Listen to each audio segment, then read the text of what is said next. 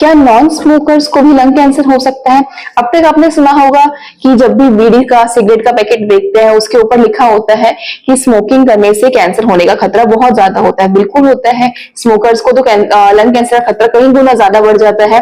पर क्या जो नॉन स्मोकर्स है, यानी जिन्होंने कभी भी अपनी लाइफ में स्मोक नहीं किया, बीड़ी सिगरेट नहीं पिया है, अच्छा लाइफस्टाइल जिया है, उसके बावजूद उनको कैंसर क्यों होता है, वो भी स्पेशली लंग कैंसर क्यों हो जाता है, उसका कारण समझते हैं। हमारे पास एक्चुअली कुछ समय पहले ही एक पेशेंट आए थे, उनके साथ भी यही दिक्कत हुई थी। लगभग 20 से 25 साल के बीच में थे भाई साहब। उन्होंने भी यही कहा कि हम अच्छे से अपना स्टडी कर रहा था, अभी तो स्टडी का टाइम फेज खत्म हुआ ही है मेरा, पर मैंने आज तक स्मोक नहीं किया, कभी बीड़ी सिगरेट को टच भी नहीं किया, उसके बावजूद मुझे लंग कैंसर डिटेक्ट हुआ। और जब तक डिटेक्ट हुआ तब तक वो 3rd स्टेज का पहुंच चुका था। तो ऐसा क्यों हुआ मेरे साथ में, उसको समझते हैं और ये भी जानते हैं कि कैसे हम लंग कैंसर होने से बच सकते हैं और क्यों उन भाई साहब को ऐसा हुआ। तो सबसे पहली बात, लंग कैंसर होने का कई सारा कारण है, कई सारे ऐसे कारण हैं जिसकी वजह से हमें लंग कैंसर होता है, जिसमें से एक कारण है स्मोकिंग। इसका मतलब ये नहीं कि स्मोकिंग ही एक कारण है जिसकी वजह से लंग कैंसर होगा और कोई रीजन मैटर नहीं करती, कई सारे फैक्टर मैटर करते हैं। अब आप कहेंगे और कौन से फैक्टर मैटर करते हैं? स्मोकिंग, देखिए, अच्छा स्मोकिंग को पहले थोड़ा समझते हैं।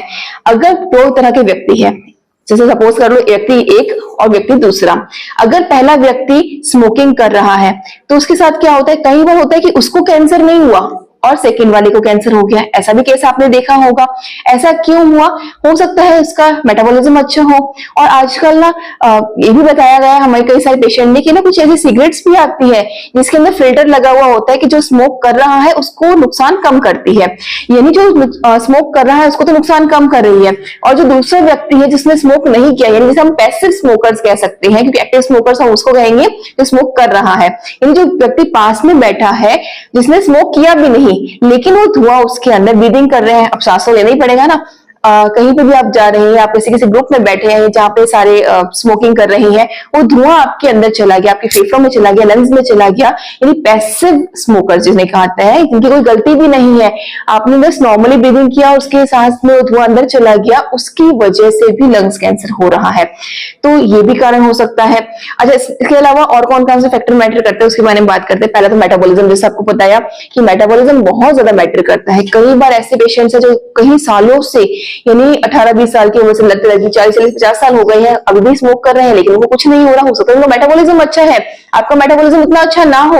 या फिर कई बार ऐसा भी देखा गया है कि कौन सी आप जगह पे रह रहे हैं, कौन से एनवायरमेंट में रह रहे हैं, क्योंकि अगर आप मेट्रो सिटीज में जाएंगे वहां पोल्यूशन इतना ज्यादा, इतना एक्सेस पे है कि आप नॉर्मल ब्रीदिंग भी करें ना तो भी लंग्स कैंसर हो जाए, तो वो भी रीजन हो सकता है। इसके अलावा जेनेटिक फैक्टर भी मैटर करता है कि अगर आपके जीन्स में कैंसर है वो भी हो सकता है।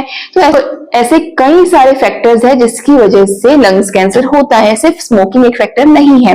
तो इस वजह से नॉन स्मोकर्स को भी कैंसर होने के चांसेस बहुत ज्यादा है। अब अगर आप नॉन स्मोकर्स हैं या फिर आप स्मोकर्स हैं और बचना चाहते हैं कि लंग कैंसर आगे इन फ्यूचर ना हो, तो उसके लिए क्या करें? उसके लिए सबसे अच्छा तरीका है, सबसे पहले तो आप स्मोकिंग अगर करते हैं वो छोड़ दीजिए, बिल्कुल ही नहीं करना है।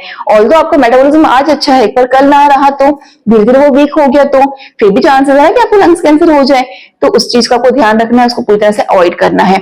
अब इसमें ना कुछ सिम्टम्स आपको हमेशा नोट करने हैं कि अगर ये सारे सिम्टम्स आपकी बॉडी में शो हो रहे हैं तो तुरंत आपको कार्रवाई देखनी है और आपको तुरंत एक्शन लेना है जिससे कि चीज आगे ना बढ़े। क्योंकि यूजुअली क्या होता है, जब भी हमारे पास लंग्स कैंसर के पेशेंट आए हैं ना, 3rd या 4th स्टेज के ही आए हैं, बहुत रेयर होता है कि 2nd स्टेज का पेशेंट भी हमने देखा हो। क्यों होता है? क्योंकि आप ध्यान ही नहीं देते। अब ध्यान ना देने के कारण क्या, हमें पता ही नहीं है, lack of awareness, lack of knowledge, हमें पता ही नहीं है ना कि कारण क्या है, क्या किन चीजों को हमें ध्यान, चीजें कौन सी है। सबसे पहला ध्यान रखिए क्योंकि आपको खांसी अगर हो रही है तो कितने समय से हो रही है। यूजुअली क्या होता है, 3 से 4 हफ्ते तक खांसी चल रही है, हम लोग नॉर्मली लेते हैं कि हो सकता है मौसम बदल रहा है इसलिए हो रही है। या फिर टीबी का जो लक्षण है, ये भी एक लक्षण होता है ना कि खांसी होना, 4 हफ्ते से अधिक खांसी टीबी हो सकती है, बहुत जगह देखा होगा।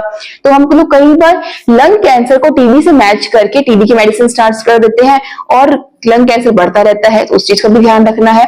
खांसी के साथ ब्लड आ भी सकता है क्योंकि ऐसा मूवीज में दिखाया जाता है, बहुत चीज नॉर्मल चीज है ना, आप लोगों ने देखा होगा कि अच्छा खांसी हुई, ब्लड निकला, इसका मतलब उसका लंग कैंसर डिटेक्ट हो गया और वो तो मरने वाला है। ऐसा नहीं होता है। कई बार ऐसा भी होता है, कफ नॉर्मल होता है, कफ के साथ ब्लीडिंग हो भी सकती है, ना भी हो।